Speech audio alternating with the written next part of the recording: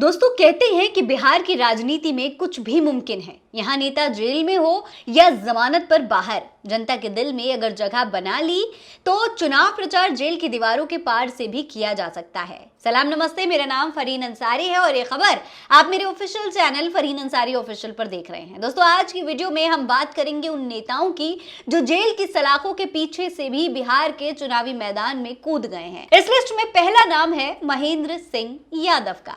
सीतामढ़ी जिले के परिहार विधानसभा क्षेत्र से इस बार महेंद्र सिंह यादव ने जेल से ही चुनावी रणभूमि में उतरने का ऐलान कर दिया है। महेंद्र यादव कभी जेडीयू के भरोसेमंद चेहरा माने जाते थे, लेकिन इस बार उन्होंने पार्टी से बगावत कर निर्दलीय उम्मीदवार के तौर पर मैदान में कमान संभाल ली है। उनकी गिरफ्तारी के बाद परिहार और आसपास के इलाकों में काफी हलचल मच गई।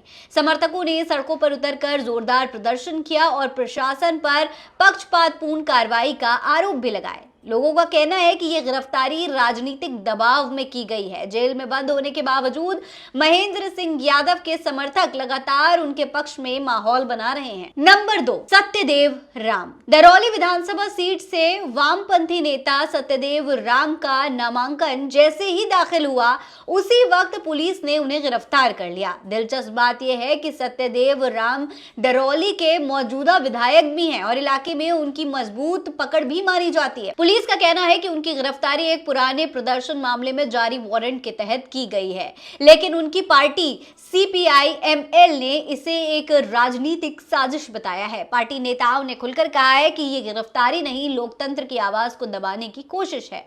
उनके मुताबिक राज्य सरकार विपक्ष की आवाज को कुचलने के लिए राजनीतिक दमन का इस्तेमाल कर रही है। नंबर 3, सत्येंद्र शाह। सासाराम सीट से आरजेडी प्रत्याशी सत्येंद्र शाह की गिरफ्तारी ने बिहार की सियासत में हलचल मचा दी है।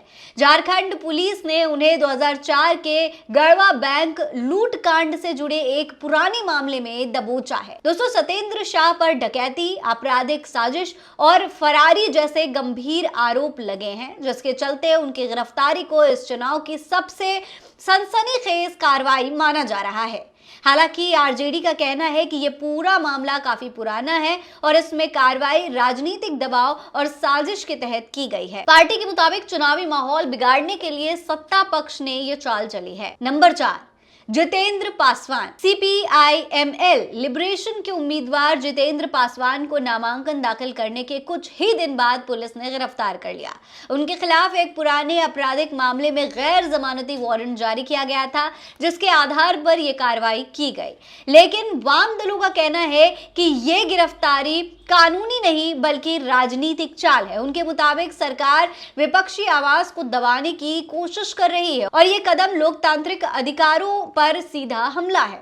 इधर भोले इलाके में आज भी उनके समर्थक सड़कों पर नारे लगा रहे हैं। सब कह रहे हैं कि साथी जितेंद्र को न्याय दो और जनता ये अपील भी कर रही है कि जेल की दीवारें भी उनके नेता की आवाज को नहीं रोक सकती हैं। नंबर 5, रीतलाल यादव। दानापुर विधानसभा सीट से आरजेडी के बाहुबली विधायक रीतलाल यादव इस बार भी जेल की चार दीवारी के भीतर से चुनावी मैदान में हैं। रीतलाल पर जबरन वसूली, हत्या की साजिश और रंगदारी जैसे करीब 30 से ज्यादा संगीन मामले दर्ज हैं। हाल ही में उन्हें बेऊर जेल से भागलपुर सेंट्रल जेल शिफ्ट किया गया है, लेकिन इससे उनके चुनावी अभियान पर जरा भी असर नहीं पड़ा। रीतलाल के लिए आरजेडी का पूरा शीर्ष नेतृत्व खुलकर मैदान में उतरा है।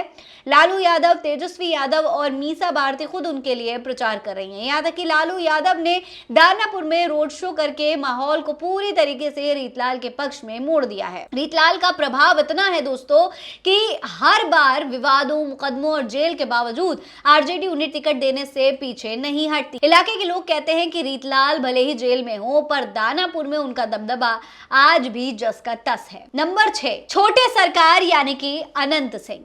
दोस्तों मोकामा सीट एक बार फिर चर्चा में है और वजह वही पुराना नाम जेडीयू के बाहुबली नेता अनंत सिंह है। हत्या, अपहरण, रंगदारी और अवैध हथियार रखने जैसे 28 से ज्यादा मामलों में आरोपित अनंत सिंह इस समय दुलारा चंद हत्याकांड में न्यायिक हिरासत में है।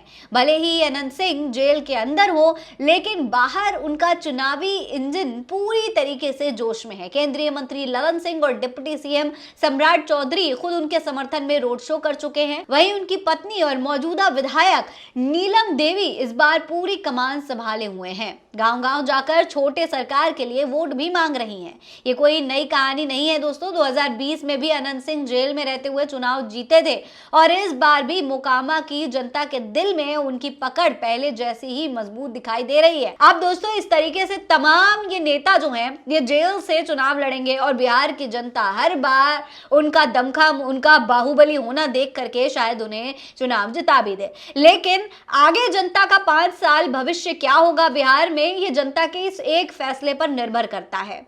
दोस्तों आपको बता दें कि बिहार के पहले चरण के लिए 6 नवंबर को और दूसरे चरण के लिए 11 नवंबर को वोटिंग होगी। वहीं चुनाव के नतीजे 14 नवंबर को जारी किए जाएंगे। अब जेल में बंद इन नेताओं का क्या होगा, इस पर अपनी राय कमेंट बॉक्स में लिखकर हमें जरूर बताइएगा। फिलहाल इस खबर में इतना ही। जय हिंद, जय भारत।